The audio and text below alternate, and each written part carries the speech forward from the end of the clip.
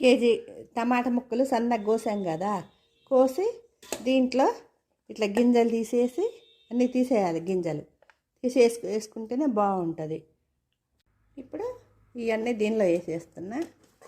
వేసేసి పసుపు, ఉప్పు కప్పు తీసుకున్నా.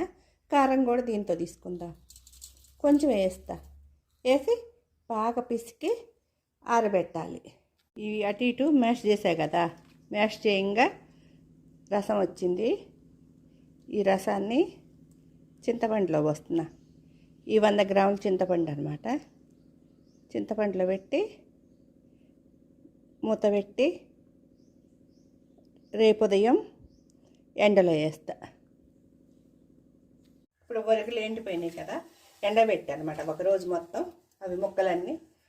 దాంతోపాటు ఈ పచ్చి టమాటాల రసం తీసినాం కదా, పిసికాం కదా అటు ఇటు, దాది కూడా తీసి ఎండబెట్టా అనమాట. ఇప్పుడు దీంట్లో కారం పోసుకోవాలి. ఈ కప్పుతోటి ఉప్పు పోసా కదా, కప్పు, ఈ కప్పుతోటి ఇది గిద్దెన్నర కేజీ టమాటాలకి గిద్దెన్నర కారం, అరగిద్దెడు ఉప్పు పోసా. ఇప్పుడు ఉప్పు, కళ్ళుప్పు కసం ఉంటుంది కదా, అందుకని నూనె కాగిందనమాట. ఆవాలు, జీలకర్ర పని చేస్తా. తర్వాతకి చల్లారాక ఇంగు వేస్తా. ఇప్పుడు ఇది తాలింపు దానిలో వేద్దాం.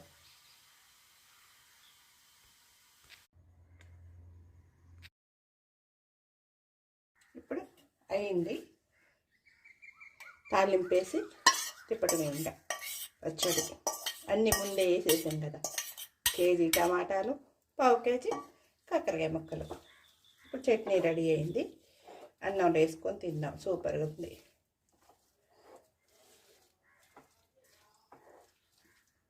అన్నీ సరిపోయింది. ఉప్పు కారం అంటే ఎవరెవరు తినేదాన్ని బట్టి ఇష్టం వేసుకోవచ్చు. ఇట్లా ముక్కలు కనిపిస్తేనే బాగుంటాయి. మనం ఒగ్గుల పచ్చడి కూడా పెడతాం కదండి టమాటాలతోటి, ఇది పచ్చి టమాటాలతో.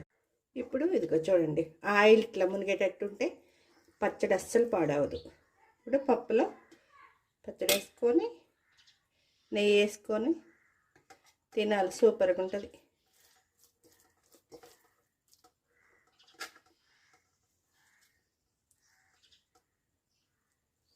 బాగుంది, సరిపోయింది అన్నీ.